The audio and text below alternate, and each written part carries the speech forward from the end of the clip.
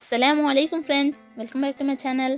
آج میں آپ سے ایک بہت ہی اہم بات شیئر کرنے جا رہی ہوں، اور وہ ہے شب قدر کے چند فضائل اور شب قدر میں پڑھے جانے والی دعا، جو مجھے لگتا ہے کہ ہم سب کو اسے یاد کر اسے کثرت سے پڑھنا چاہیے۔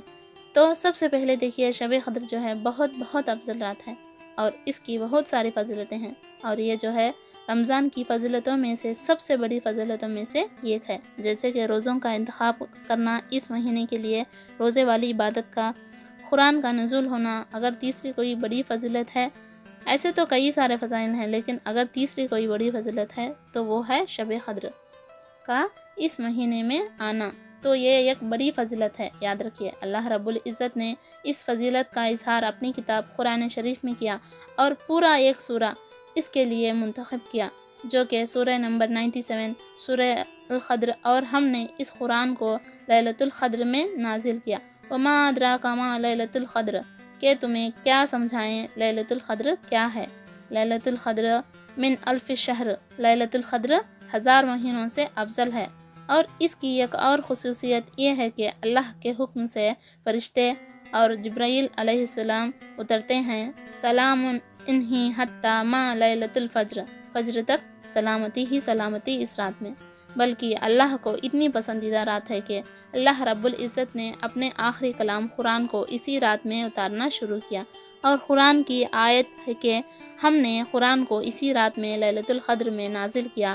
علماء اس کی متصر کرتے ہیں اور کہتے ہیں کہ قرآن لوح محفوظ سے بیت العزا نام ایک مقام ہے جو پہلے آسمان پہ ہے، اس میں لیلۃ القدر میں پورا اترا، اور اسی رات قرآن کی پہلی 5 آیتیں سورہ الخلق سورہ نمبر 96 آیت نمبر 1 سے 5 جبرائیل علیہ السلام نبی کریم صلی اللہ علیہ وسلم کے پاس آئے اور پہلی وحی لے کر آئے۔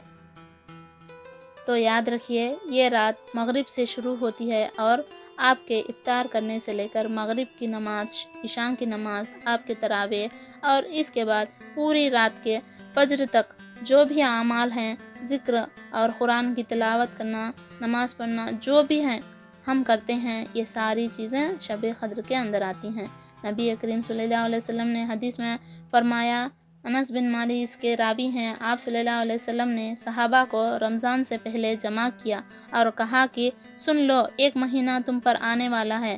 رمضان سے پہلے اعلان کیا، اور اس میں ایک ایسی رات ہے جو خد اور منزلت، امپورٹنس کے اعتبار سے اتنی زیادہ اہم ہے کہ 1000 مہینوں سے زیادہ افضل ہے، اور جس نے اس رات کو پا لیا اس نے تمام خیر کو پا لیا، اور جس نے اس رات کو چھوڑ دیا وہ بدنصیب رہا، اور بدنصیب سے ہی یہ رات چھین لی جاتی ہے۔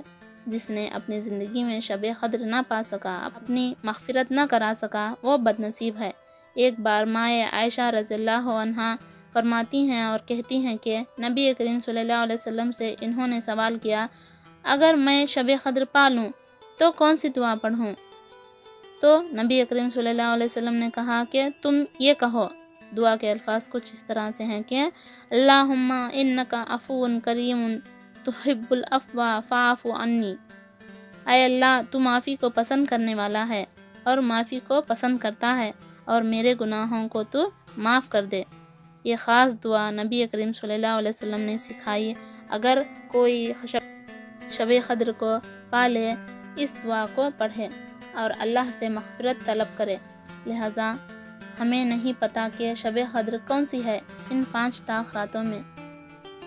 ہر رات اس دعا کو ضرور پڑھیں۔ اپنی باتیں ہی ختم کرتی ہوں اور دعا کرتی ہوں کہ اے اللہ میرے اور سارے مومن اور مومنات کی مغفرت فرما، اور ان حالات جہاں کووڈ-19 کورونا سے حالات بد سے بدتر ہوتے جا رہے ہیں، ہمیں زیادہ سے زیادہ عبادت کر کے اللہ کو راضی کرنا چاہیے اور مغفرت کی طلب کرنی چاہیے۔ شب قدر کی بات آئے تو سوشل ڈسٹینسنگ کا خیال رکھتے ہوئے ہمیں اپنے گھروں میں عبادت کرنی چاہیے۔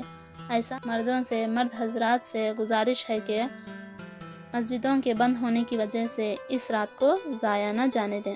جہاں عام دنوں میں سے زیادہ ضرورت ہے اس وقت اللہ کی عبادت کر اللہ کو راضی کرنے کی اور دعا کرنے کی کہ اللہ اس وبا کو، اس بیماری کو جلد سے جلد ختم کریں اور اس سے ہماری حفاظت فرمائیں۔ آمین۔ سبھی لوگ انشاءاللہ دعا میں یاد رکھیں۔ اللہ حافظ۔